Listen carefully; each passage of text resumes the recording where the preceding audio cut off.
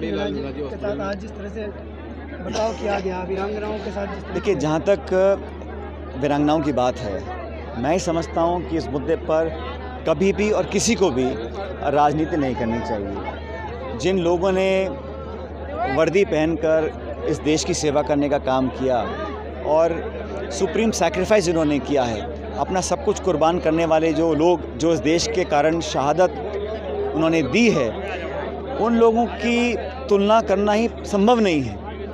और उनके परिजन जो हैं वो इस देश की संपत्ति हैं, उनको संजोए रखना, उनको मान सम्मान देना, उनके हर तरह मदद करना, ये हर सरकार, हर संस्था, हर नागरिक, हम सभी का कर्तव्य है। मैं ऐसा मानता हूँ कि जो वीरांगनाओं का जो पैकेज है, जो सरकार की सहायता है, केंद्र सरकार की, राज्य सरकार की, वो सब लोगों को मिली है।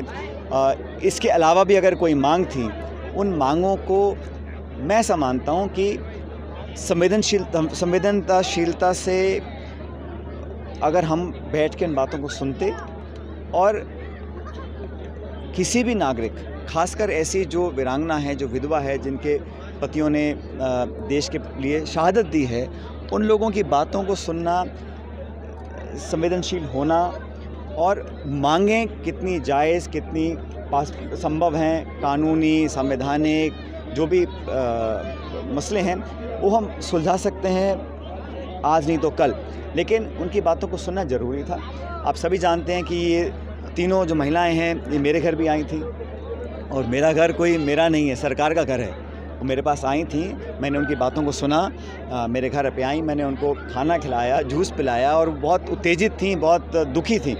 और मैंने पहले भी कहा, आज भी कहता हूँ कि कारण कोई भी हो, अगर कोई वीरांगना अपनी बात को रखती है, उसकी बात को हम माने या ना माने वो बात का विषय है, लेकिन उनके साथ जो व्यवहार पुलिस ने किया, जो हमने टेलीविज़न में देखा, वो उसको कोई भी एक्सेप्ट नहीं कर सकता है। और किसी भी नागरिक के साथ अगर कोई इस प्रकार का व्यवहार करता है, उसको हम एक्सेप्ट नहीं कर सकते। खासकर जो महिलाएं हैं, विधवा हैं, और कोई भी कारण रहा हो, उनकी बातों को मानना ना मानना, जायज़ रखना ना रखना, केंद्र सरकार, राज्य सरकार, वो विषय बात का है। लेकिन जिस प्रकार का ट्रीटमेंट किया, जो मेरे को खुद वो बता रही थी, तो मैं खुद बहुत आहत था और मुझे लगा अगर किसी व्यक्ति ने इस प्रकार की कार्रवाई करवाई है या करी है तो उसकी जांच कराकर उस पर कार्रवाई करनी चाहिए, मेरा मानना है। मैं आज भी इस बात पर कायम हूँ। जहाँ तक बाकी विषय हैं, उस पर सरकार ने अपनी बात रखी हुई है, लेकिन इस मुद्दे पर किसी को भी राजनीति नहीं करनी चाहिए। हर व्यक्ति को अपनी बात रखने का अधिकार है। धरना देना, प्रदर्शन करना, मांग रखना, ये हमारे लोकतंत्र की एक पहचान है, इसमें किसी को आपत्ति नहीं होनी चाहिए। लेकिन आज भी मैं मानता हूँ कि अगर कोई छोटी मोटी मांगें हैं, किसी की सड़क का है, चारदीवारी का है, मूर्ति का है, उस काम को हम पूरा कर सकते हैं, क्योंकि देश में ऐसा मैसेज नहीं जाना चाहिए कि वीरांगनाओं की बात हम सुनने को भी तैयार नहीं हैं। बात सुनना, मानना ना मानना तो बात की बात है, लेकिन बात को सुनने में किसी को अपनी कोई ईगो सामने नहीं लानी चाहिए, किसी को भी, कोई भी व्यक्ति हो। मेरे घर आई, वो अचानक आ गई, मैंने कहा बैठिए, उनकी बात सुनी, थोड़ा वो जैसे मैं कहा भावुक थी, उनकी बात को मैंने सुना। देखिए, महिला हैं, भावुक हैं, उनकी मानसिक स्थिति क्या होगी, क्या उन पर बीती होगी, तो बड़ी संवेदनशीलता से उनकी बातों को हमने सुनना जाना चाहिए था और जो पॉसिबल है बताना चाहिए था। अगर नहीं भी करना है तो उनको बैठकर समझाने का काम अगर किया गया होता, मैं समझता हूँ एक बेहतर तरीके से मामले को निपटाया जा सकता था। लेकिन मुख्यमंत्री कहते हैं कि नई परिपाटी डल सकती है, इस तरह काम करते हैं, नौकरी को लेकर जेवर को या किसी और को। देखिए, जहाँ तक नौकरियों की बात है, किसी को 1 या 2 या 3 नौकरी देना न देना, इससे कोई बहुत बड़ा बदलाव आने वाला नहीं है। लेकिन जो मुद्दा अगर मार्मिक है तो उसी तरह इसको डील भी करना चाहिए।